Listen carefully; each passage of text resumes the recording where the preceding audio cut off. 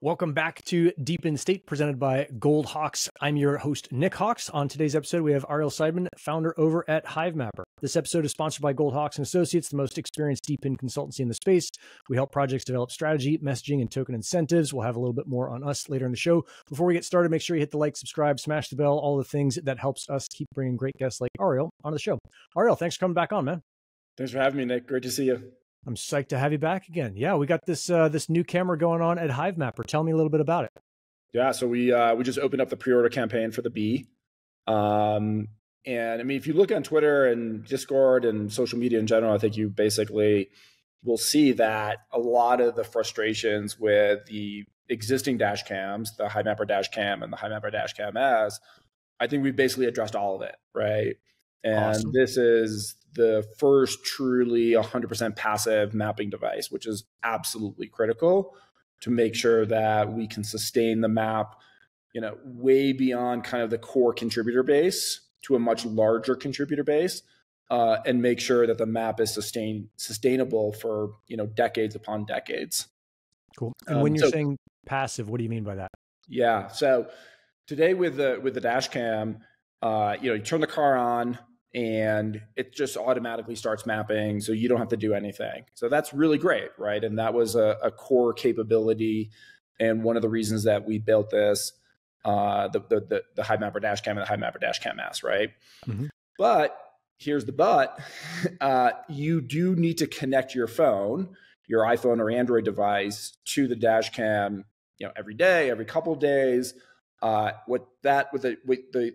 The phone effectively serves as the backhaul mechanism, right? Yep. So all the data from the dash cam gets transferred to your phone and then ultimately up to HiveMapper. And so it's not like it takes like hours to do that, but you do have to remember to, at some point in time, every day, like I said, or every other day, yep, connect to the phone, connect to the dash cam. So totally reasonable that some people find that annoying. I find that annoying.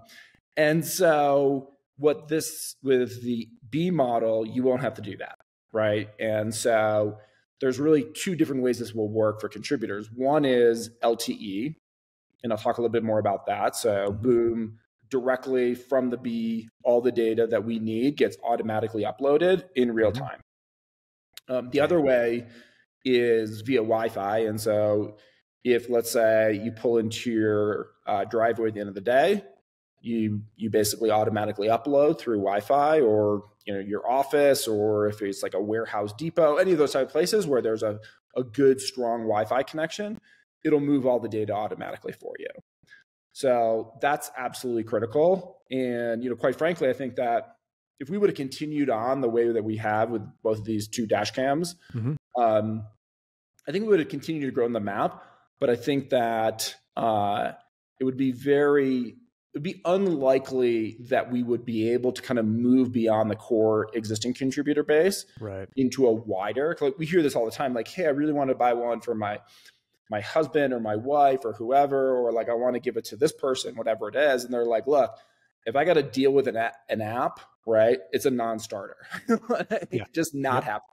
Yep, totally. And we hear that a lot from commercial fleets as well, right? Commercial fleets, they're like, I can't ask the driver to install an app, right? That is a non-starter. Yep. And so, yeah, this is hugely valuable and really, really important, and important that we get it right, and important that we ship these devices this year. Yeah. I mean, and you guys have been really good about improving the fleet management experience. And this is just a really nice side benefit. As you send it out to someone, they plug it in, it's already attached to your wallet. They don't have to do anything other than give it power, and that's it. So super cool to see you guys progressing there. Now, does it have its own GPS, or does it still need to connect to our camera to get a GPS lock or anything like that? It still has GPS, and the GPS technology is actually dramatically improved. So for those people who are positioning geeks, this has a dual band GNSS chip or GPS chip. Awesome. Has a much wider antenna. So the antenna is like literally 2 or 3 times the size of the existing one. Okay. Which is critical. And also it will be weatherproof. So you can mount it exterior. Which we've seen a lot of people doing anyway. Yeah, which further enhances obviously the GPS connections that we get. So, in general, we'll probably be able to, like in most situations, position accurately to like within 40 to 60 centimeters. Got it. Okay. Yeah. So we're talking like lane level accuracy in most scenarios. We'll Jeez. probably also use a combination of RTK and PPK, which is further enhancements to that positioning, which we will do in certain scenarios. Nice. Super cool. And that RTK is that real-time kinematic, and PPK is post-processing kinematic, something like that. Yeah, exactly. Some magic stuff there. Okay, cool. And you're going to get it down super accurate. Maybe you end up integrating with another DePIN like 𝐒𝐮𝐽, something like that, to get all the coverage they have. But that's super cool to hear just how accurate it's getting. You're getting kind of a sneak peek preview of kind of what we're going to be talking about and announcing on the blog officially and stuff like that. But basically, it will be a physical SIM. So you'll be able to basically take any SIM in most countries in the world, pop it into the device, and that SIM obviously has to be attached to a data plan, right, that you're providing. Yep. So that's going to happen day 0 when we start shipping out the dash cams.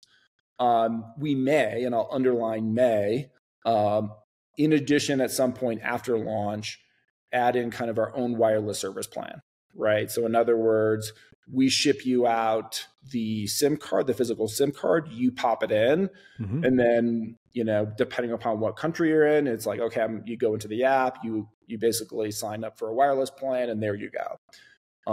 But nice. that will not happen on day 0 once we start to ship the Bee. Okay. And then the question everyone's going to ask is the Helium Mobile SIM. Can I get one of their physical SIMs and pop it in? What does that look like? Is that kind of feature thing? Is that right now? You can support. Yeah. So basically pop in a physical SIM from the Helium network, and there you go. Right. You're off and running. Yeah. Super cool. It sounds like it's going to be way easier. I know that we got stung with this, my wife and I, because she put the HiveMapper in the car, and she was a little bit afraid of the whole wallet thing and didn't do it. And then after a couple of days, like, oh, nothing's happening. Like, oh, you do need a wallet, but it'd be nice if we get a new one of these, just put it in there. Like, no, you don't have to worry about anything. Yeah. Yeah, exactly. You can like manage all that stuff. Like we have a whole like fleet management tool, right? So you could effectively like, set it up for your wife, and all she's doing is just driving. The thing turns on, the thing turns off when it needs to, and all that kind of stuff. So yeah, this will open up a much broader market.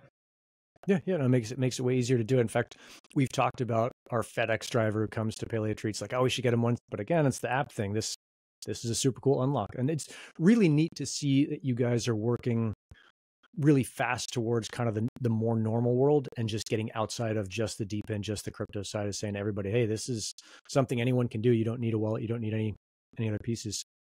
Yeah. I mean, we'll have a link below. That's the only way that we're going to be able to create sustainable mapping for decades upon decades, is like, you just got to get to that broader market. Yeah, for sure. Let's see. Winter here in the Northern Hemisphere, February. We're expecting days are shorter, so I expect less map miles, or miles to be mapped, or kilometers to be mapped. Is that what you guys have seen over at HiveMapper, or is it staying the same or something else? No, it's actually been accelerating, which has been great, right?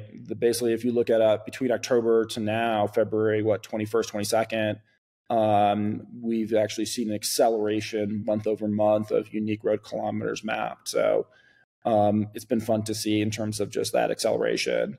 And what's kind of cool is that people are hitting up all of the, like somebody goes out for a drive on a Sunday afternoon to kind of clear their head and, get out some fresh air, whatever it is.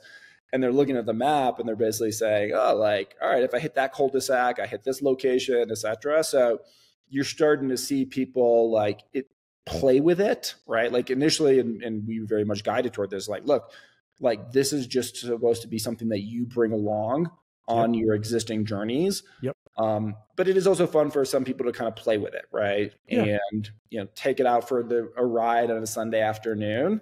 Yeah. Get away from the family and the kids for a brief half hour, and there you go. It's fun. Yeah. That's rad. Super cool. Okay. So that's the new camera coming out. It's out for pre-order now. So exciting. I know Max wants to get one to put on his Maserati. He's super excited about that. So we'll see. Max was one of those early people. It was like, you got to get away from having to connect to this dash cam. Yeah. And I was like, yep.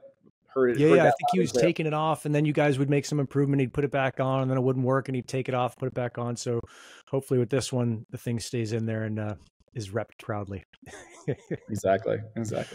Cool. We did see a bump a couple weeks ago. There was a little kind of funny thing on Twitter, or it's funny for me, probably not that funny for you, where people were buying these things and reselling them for, you can only describe it as exorbitant prices. Walk me through what you're thinking on that and what you advise people to do.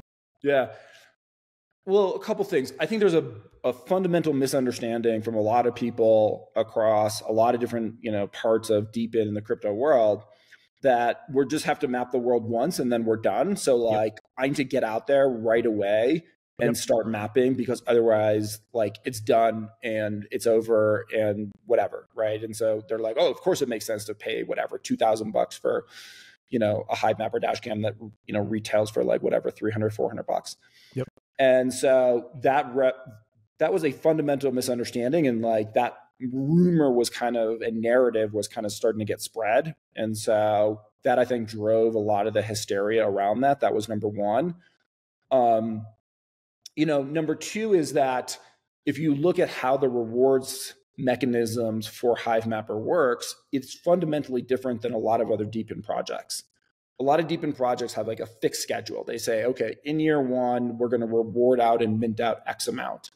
Year two, it's going to then go down by X amount, right? Year three, it'll then go further down, right? So again, people's mentality is, I got to get in now. And if I don't get in now, that's when all the tokens are good. And so that is 100% not the way that HiveMapper works, right? The way the HiveMapper works is very, very dynamic, right? So you could actually, in year two, you could see a situation where there's more rewards being minted in year one versus year two. Right. I'm not saying that's going to happen, but like there could be that scenario, right? Or it can go down a little bit, or it can stay the same, right? It's all dynamic based upon the needs of the map and a bunch of other factors. And so both of those two things are fundamental misunderstandings about how HiveMapper works that were then driving that hysteria, right? And so that was really what I was trying to do, was basically get out in front and say like, no, like it does not work that way. And it's not like a boom and bust type of situation. And by the way, like once you map the world, you have to continuously maintain the freshness of it. And so, that was really what I was going after. Obviously, I was being a little bit provocative in terms of how I went after it. But, I think we got to get away. I think this is, and yourself and others have been really important in terms of playing this voice, is like, you can't have these boom and busts. Right? Like you have to kind of build slowly and build organically and build naturally. Right? That's how you build towards this decentralized infrastructure that's actually sustainable over the long term. No, that's what matters for value over the long term is making sure it's there and reliable. So I think my favorite part of that was some guy on Twitter is like, this Ariel guy doesn't know what he's talking about. It's like, God, Twitter's so good sometimes. So we get even people within the community, right, who understood like how HiveMapper works. I think that at least they, maybe they actually didn't understand, but I thought they understood how HiveMapper works, saying like, no, we should like, if they want to do it, they should be able to do it. I was like, look, it's a free market. People can do what they want to do at the end of the day. But like, there's a lot of false assumptions being built into these decisions. And I think the other piece that's really nice about seeing that, and I've seen it in Amir as well over at Nova or Helium, whatever area you want to refer to, is that it's really cool to see founders, CEOs, whatever you want to put them in there, saying like, hey, I want to protect the people who are helping support this. It's not something that you see that much, at least in public, from kind of a normal company where they're just like, no, I just want to sell as many as I can. If they want to buy them on eBay, great, buy them on eBay. I really get this sense that there's a super cool community that you're trying to build and saying, look, I want everybody to be included that wants to be included. And I want you guys all to have a fair shot. And I want you to understand what's going on so that you know how to participate and you make a decision that's informed and make the best decision for you. So super cool to see that. Yeah. I mean, this is where I think the DePIN, especially early folks like you and others, can play a bigger role, an important role, I should say, which is basically trying to dampen this like boom and bust, right, mentality around this type of stuff, right? Like that's not the way that long-term value is going to get created here. Like sure, like there will be different projects that come and go in the DePIN space, and people to experiment with different things, and like that's cool and all. But fundamentally, you need, a couple of very large projects to be sustainable over the long term. And if everything is just treated as like, hey, they're in boom time. Let's go. Right. Yeah. Okay. I'm out to the next thing. Like, you're not going to actually create anything sustainable. Yeah. That's what we want to create. Well, maybe I know we've talked about this online. We end up doing something that's like a monthly thing, and you come on and we talk a little bit more about DePIN and get Max involved. And the incentive side is really cool. So, dude, I know you're ultra busy. Thanks a ton for taking your time. If folks are watching this and want to buy a camera, you can go down the link in the description below and check that out. But Ariel, thanks for coming on. Really appreciate you letting people know what's going on. Awesome. Thank you, man.